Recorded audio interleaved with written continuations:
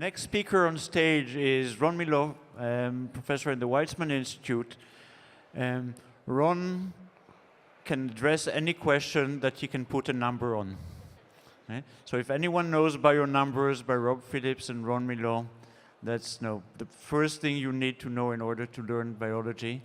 And if you want to solve problems, you need to frame them correctly. And so from a scale from sort of carbon fixation to the surface of Earth, right?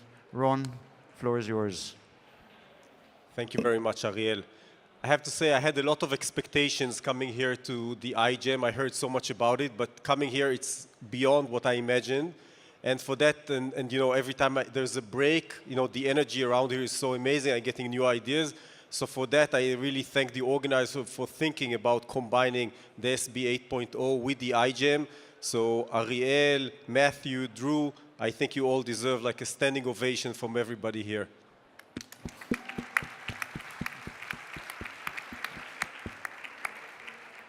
And I'll be happy to share with you, you know, the vision of what we're doing in the lab and how we're trying to quantify our way towards that. Maybe I should start with some sort of combination between apology and warning that I think maybe holds for other things. What I'll show you, I have, you know, less than 15 minutes to show you what we worked over for more than 15 years. So I think very often I find that for me, when I hear such talks, I get the imposter syndrome, feeling like everybody else, you know, understands what we're talking about, but only me is not following everything. So if you feel the same, you're not alone. It's very common. And with that, I'll move to the essence, and I like to start with sort of like a motivation in what drives our work forward, and that's thinking about the balance between humanity and nature and the biosphere. And it's nice to take a concrete example. Let's think about mammals. You know, we are part of that family, and we're also inspired by mammals a lot. So if we were asking what fraction of the mammals that are currently on Earth in terms of mass is wild, both in the over land and in the ocean, all those we see on all the BBC documentaries, etc.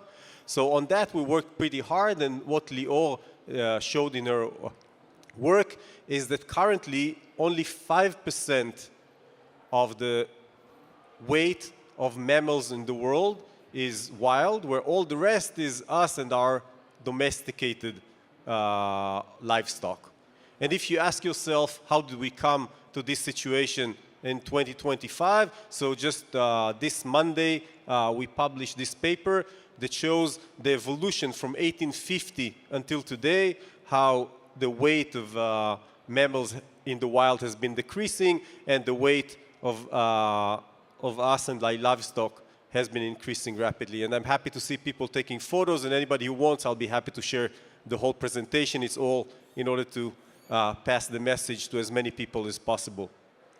And this is not only just like a, you know, a graphic that's interesting from a, you know, intellectual perspective. It has many implications because these livestock are also at the heart of many of our environmental problems. It's a major driver not only of climate change and greenhouse gas emissions, but also in the land use change. So the largest fraction of the land that we're using on Earth is associated with, you know, those livestock. It's also what we're using much of our water resources, the eutrophication that leads to dead zones in our water and antibiotic use, etc., etc. So in a way, what you see here is what's feeding into a large fraction out of all the projects, problems, solutions that people are thinking about in something like the iGEM. And so with that, let me share with you, you know, one effort that we've been doing, and that is like trying to think about the future of, you know, what could be alternative both to these livestock and in thinking about our challenges for supplying our food in the future. And that is thinking about how microbial production could be used for food production and as well as other uses. And that could have wonderful not only environmental benefits, but could also be very advantageous in terms of, you know, nutrition that might be good for us more than, you know, what came out of evolution that is not necessarily the best for 2020, for the 21st century, and how we like to eat our food, as well as to being resilient to all sorts of challenges that it seems like we'll be facing and would require resilience a lot in the future. So Just a short recap, when you're thinking about our biosphere, you can break it down in your textbook into two parts. Those that are the producers, the autotrophs, that take carbon dioxide and energy from the sun. They give us all those nice organic molecules that then serves the consumers just like us, the heterotrophs that basically build upon their hard work.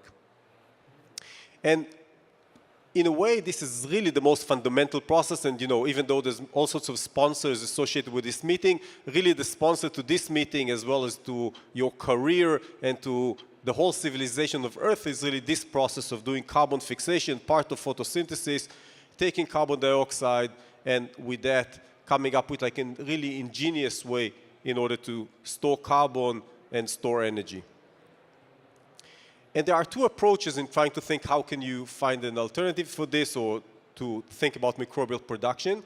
One is to leverage natural autotrophs, such as cyanobacteria, algae, etc., plants. And the other is to try to introduce carbon fixation into model organisms. So both things are of interest, and I'd like to focus on the second approach.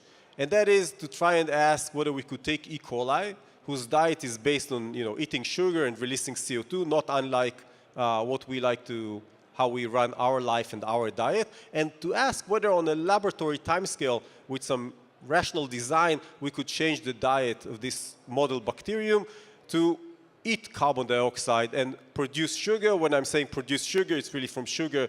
Biochemistry could achieve anything else you want. So basically take carbon dioxide and leverage that to produce whatever you're interested in that biology knows how to produce. So this was the question we set out to investigate. And just to be clear, we're not talking about redoing all of photosynthesis. We're focusing just on this part of the dark reactions, although talking with some people here, we could now, I think, maybe be even more bold about this. And in order to supply the energy, we're doing that using fomate, which is a substrate that E. coli could not live off of, but could extract the energy from. So this is also this ability to do this is also known as the Calvin cycle, and it has like 13 components, very, very challenging, but it could have been worse. It could have been much worse because actually almost all of the components are already within the metabolism of E. coli. Only 2 genes are missing.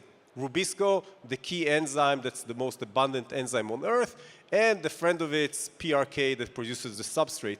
So in principle, you could take those 2 things, put it on a plasmid, transform it, and basically you could hope that now E. coli could do carbon fixation. This was, stage 1 point whatever, and this is how we started. We're supplying it with fomate, and the short answer is that it failed. And we already got the grant from the ERC. The PhD students were deep at work. We had to find a solution, and for that we decided to try and combine the rational design that we did together with the most powerful tool at our dispense, and that is evolution. So we put it into a chemostat, which is really the machine where if you want to put really strong selective pressure and supplying it with time, you can hope to maybe change its diet. And therefore, we did this challenge to E. coli. We said, you know what, we'll put you in the chemostat where you're really starved, like, super starved. And at the same time, we put you in a heaven of lots of carbon dioxide, lots of energy, so we're supplying you with everything you in principle need, if you only be willing to adapt to becoming autotroph. So this was the idea. And long story short, very long story short, because usually each such experiment takes about half a year and ends with contamination, so then you have to repeat it again, and then it takes another half a year, usually another contamination, and then another half a year, and then you check and you see some colonies. And what you expect now, and that's what the reviewers expect as well, is those colonies are not what you wanted, but the E. coli had so long time, such a strong selective pressure, it found some way to eat something from the plastic, from the water, from this, from that. So even though we think that now we have growth or something like that, we have to convince ourselves. So how do we do that? The way to do that is we really want to label carbon dioxide to see whether it's coming really from the air, whether it's really autotrophic. Now, it's not so easy. If you put a GFP on carbon dioxide, it doesn't work, right? CO2, you don't have a lot of space there. So how do you still label it?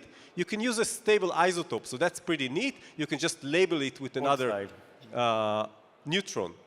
And with that, you can really follow. So what you put, like in the airspace, you put carbon that has another neutron, and you just let the cells grow, and you're looking within the metabolism to all the different components, and you try to see if they're purple, meaning they came from, something natural like the formate, or maybe they took it from, any other contaminant, impurity, antibiotic, which we made sure not to have, or anything else.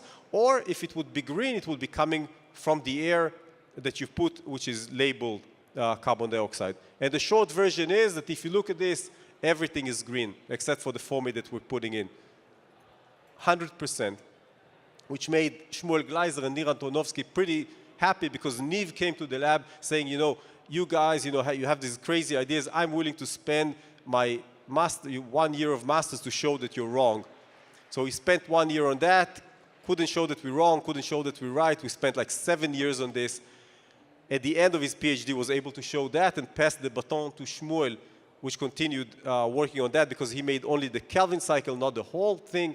And with that, they became pretty happy. And we were pretty curious now to understand what happened in the half a year to a year of evolution that was happening in the chemostat. So, of course, we sequenced everything, and could find all sorts of different mutations, several dozens of them. From that, none of them is the targets we expected, not in Rubisco, not in the Kelvin cycle. Really rational, nothing of the rational expectation worked.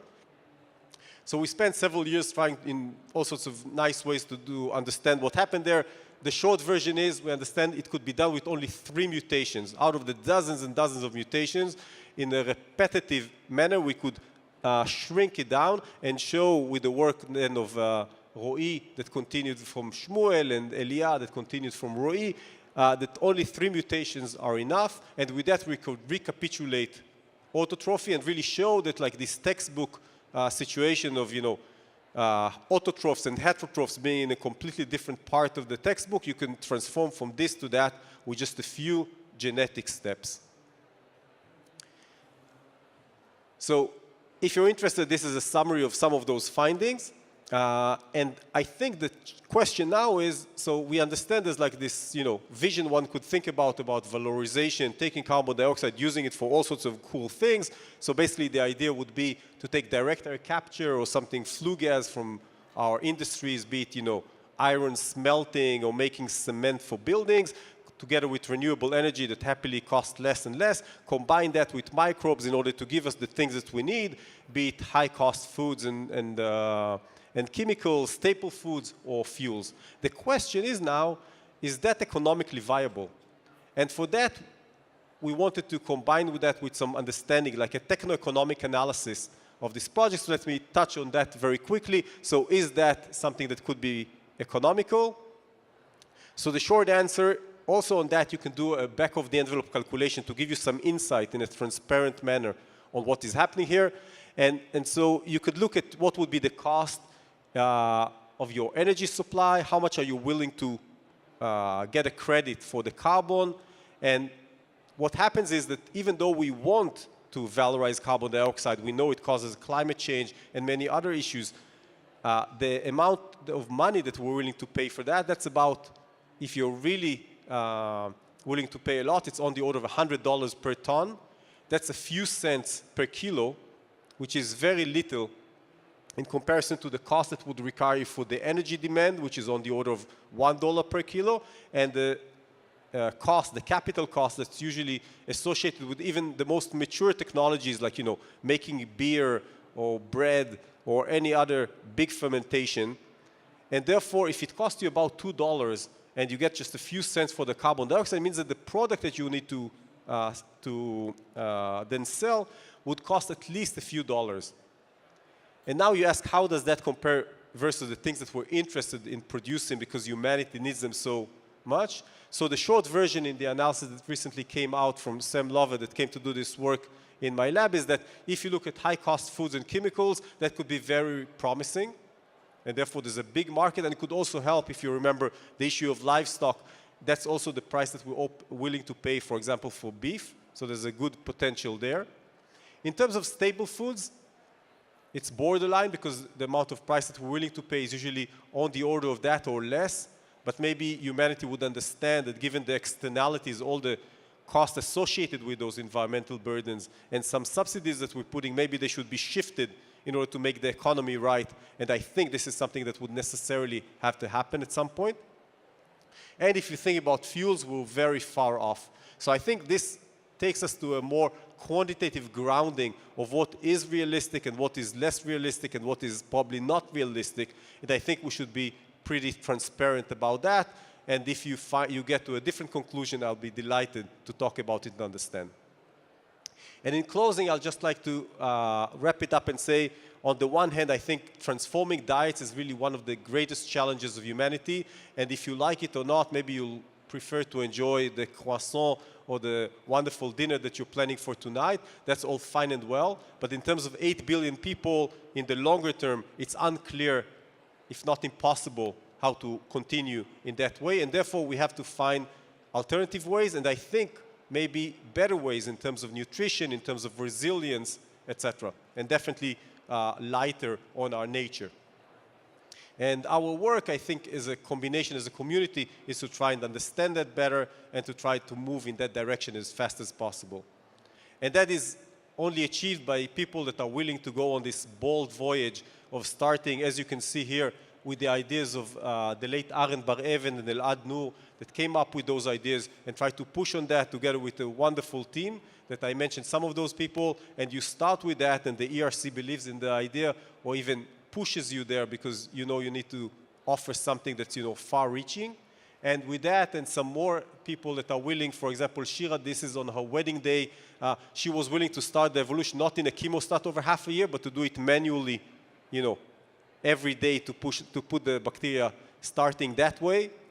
And at this point, she was pretty happy, both because it was her wedding day, but also because we moved it into the chemostat, so she didn't need to do it manually anymore. But this was, as I told you, it wasn't the end of the story. You had another round of bold students that had to push it even further. And then finally, those people are happy because now we're pushing it now to trying to use carboxysomes in order to work also in ambient air and to try to move it to other bacteria like Bacillus subtilis, which is what Tasnim there is doing, and trying to push the limits from there. But we really need, they say you need a village, so you need a few villages like we have here in order to make that work in the longer term. Thank you very much. Amazing.